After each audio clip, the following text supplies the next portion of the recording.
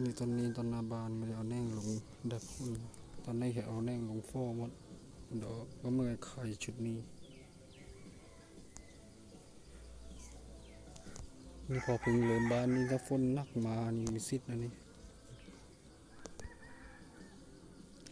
นี่ดูมันเจาะ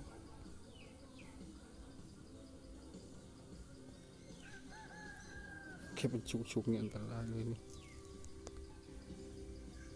มันยิ่งสูงจากข้างล่างกันเลยไง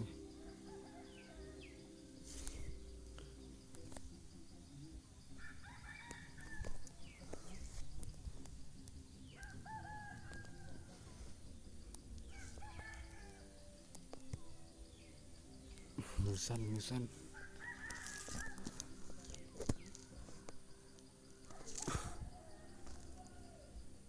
เท่านี้